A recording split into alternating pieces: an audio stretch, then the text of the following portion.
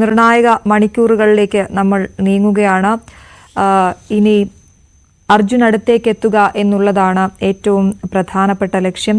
അതിന് ലോറിയുടെ ക്യാബിൻ അതിൻ്റെ അവസ്ഥ അറിയണം.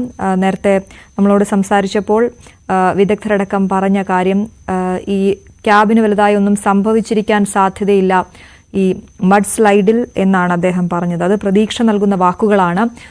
റിട്ടയർഡ് മേജർ ജനറൽ ഇന്ദ്രപാൽ നമ്മളോട് അല്പസമയം മുമ്പ് സംസാരിച്ചിരുന്നു, ന്യൂസ് 8നോട് സംസാരിച്ചിരുന്നു. ഈ രക്ഷാപ്രവർത്തനത്തിന് ഏകോപനം നൽകുന്നയാളാണ്. അദ്ദേഹത്തിന്റെ തന്നെ വാക്കുകൾ നമുക്ക് ലഭ്യമാകുമ്പോൾ, അത് പ്രേക്ഷകരിലേക്ക് എത്തിക്കുമ്പോൾ അത് അത്രയും കൃത്യമാണ് എന്നുള്ളത് ഒരിക്കൽ കൂടി ഓർമ്മിപ്പിക്കുകയാണ്. കൂടുതൽ ഡ്രോണുകൾ അവിടേക്ക് എത്തിയിട്ടുണ്ട്. ആ ഡ്രോണുകൾ ഉപയോഗിച്ച് എവിടെയാണ് ലോറി ഉള്ളത് എന്ന കാര്യത്തിലൊരു കൃത്യത വരുത്തും. സിഗ്നലുകൾ ലഭിക്കേണ്ടതുണ്ട്. ആ ലോറിയുടെ പൊസിഷൻ അടക്കം കൃത്യമായ വിവരം ലഭിക്കേണ്ടതുണ്ട്. അതിനുശേഷമായിരിക്കും ഡൈവേഴ്സ് താഴേക്ക് പോവുക.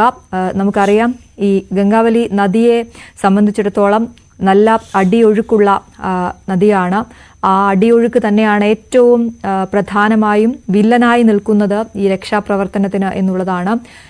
ഈ രക്ഷാപ്രവർത്തനത്തിൽ ഇനി ഏറ്റവും നിർണായകമായ റോളുള്ളതും ഡൈവേഴ്സിന് തന്നെയാണ്. നമ്മുടെ അതിവിദഗ്ധരായ, അതായത് സീറോ വിസിബിലിറ്റിയിലും താഴേക്ക് പോകാൻ സാധിക്കുന്ന ഡൈവേഴ്സ് നമുക്കുണ്ട്. അവർ പോകണമെങ്കിൽ ഈ അടിയൊഴുക്ക് അത് ഏത് രീതിയിലും പ്രതിരോധിക്കേണ്ടതുണ്ട്. നേരത്തെ ഡിഫൻസ് PRO സംസാരിച്ചപ്പോൾ അദ്ദേഹവും പറഞ്ഞ കാര്യം അതുതന്നെയാണ്. ഞങ്ങൾ പൂർണ്ണ സജ്ജരാണ്, പക്ഷേ ഏറ്റവും അധികം അവരെ ബാധിക്കുന്നത് ഈ കറണ്ട് അഥവാ അടിയൊഴുക്ക് അത് തന്നെയാണ് എന്നുള്ളതാണ്. അതുകൊണ്ട് കൃത്യമായ സമയം വിലയിരുത്തിക്കൊണ്ട് ഈ അനുകൂലമായ ഒരു സാഹചര്യം വരികയാണെങ്കിൽ ഉടൻ തന്നെ ഡൈവേഴ്സ് അകത്തേക്ക് പോകും. 10 ദിവസങ്ങളായി അവിടെ തുടരുന്ന രക്ഷാപ്രവർത്തനം അതിന്റെ ക്ലൈമാക്സിലേക്ക് എത്തുകയാണോ എന്നാണ് നമ്മൾ ഉറ്റുനോക്കുന്നത്. ഇന്ന് വൈകുന്നേരത്തോടെ എന്തായാലും പൂർണ്ണമായും ഈ രക്ഷാദൗത്യം അവസാനിപ്പിക്കാനാകും, അത് പൂർണ്ണ തോതിൽ എത്തിക്കാനാകുമെന്ന പ്രതീക്ഷയാണ് എല്ലാ വിഭാഗം മേധാവികളും നമുക്ക് നൽകുന്നത്. കർണാടക സർക്കാരിന്റെ ഭാഗത്തു നിന്നും അത്തരത്തിലുള്ള വിവരങ്ങളാണ് നമുക്ക് ലഭ്യമായിക്കൊണ്ടിരിക്കുന്നത്. കൂടുതൽ സാങ്കേതിക വിദ്യ പ്രയോജനപ്പെടുത്തിക്കൊണ്ടുള്ള രക്ഷാദൗത്യമാണ് ഷിരൂരിൽ നടക്കുന്നത്. മഴ, അതിനെക്കുറിച്ചുകൂടി ഈ സമയത്ത് പറയണം. നേരത്തെ KV ബൈജു റിപ്പോർട്ട് ചെയ്യുന്ന സമയത്ത് അനുകൂലമായ സാഹചര്യമാണ്, കാലാവസ്ഥയാണ് അവിടെ ഉള്ളത് എന്ന് ബൈജു പറയുമ്പോഴും ഇനിയും വരും മണിക്കൂറുകളിൽ അത് ഏത് രീതിയിൽ നിൽക്കും എന്നുള്ളതും കൂടി രക്ഷാപ്രവർത്തനത്തെ ബാധിക്കുന്ന പ്രധാനപ്പെട്ട ഘടകമാണ്. കാരണം ഷിരൂരിൽ ഓറഞ്ച് അലർട്ടാണ് നിലവിലുള്ളത്. ആ ഓറഞ്ച് അലർട്ട് മഴ വിട്ടുവിട്ട് പെയ്യുന്ന സാഹചര്യമുണ്ട്. ചെറിയ മഴയാണെങ്കിൽ പ്രശ്നമില്ല, അത് രക്ഷാപ്രവർത്തനത്തെ ബാധിക്കില്ല എന്ന് നേരത്തെ തന്നെ നമ്മളോട് സംസാരിച്ച ഇന്ദ്രപാൽ പറഞ്ഞിരുന്നു.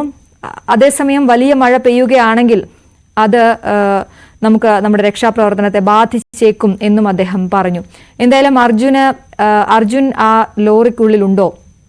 ക്യാബിൻ പൂർണ്ണമായും ലോക്ക്ഡ് ആണോ? അല്ലെങ്കിൽ അത്തരത്തിലുള്ള സംശയങ്ങളാണ് നമുക്ക് ഈ സമയത്ത് ഏറ്റവും പ്രധാനമായും നിൽക്കുന്നത്. അതിന് മറുപടി പറയേണ്ടതും അത് കണ്ടെത്തേണ്ടതും നമ്മുടെ ഡൈവേഴ്സാണ്. അതിന് തയ്യാറായി നമ്മുടെ ടീം അവിടെ സജ്ജമായി നിൽക്കുന്നു, സൈന്യം സജ്ജമായി നിൽക്കുന്നു.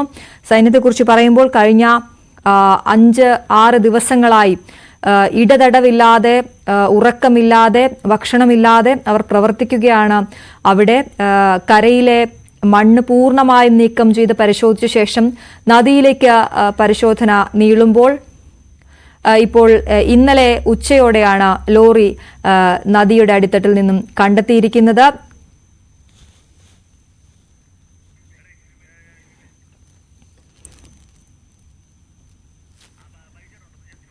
KV ബൈജു ഏറ്റവും പുതിയ വിവരങ്ങളുമായി ചേരുന്നു. ബൈജു, നമുക്ക് ലഭിച്ച ഏറ്റവും പുതിയ വിവരം ഈ 9:30 ബാറ്ററികൾ എത്തും എന്നുള്ളതായിരുന്നു. അത് റെയിൽ മാർഗമാണ് എത്തുന്നതെന്നാണ് അദ്ദേഹം പറഞ്ഞത്, ഇന്ദ്രപാൽ സാർ പറഞ്ഞത്. ആ ബാറ്ററികൾ എത്തിയോ എന്നതടക്കമുള്ള കാര്യങ്ങൾ എന്തെങ്കിലും നമുക്ക് ലഭ്യമാണോ ബൈജു?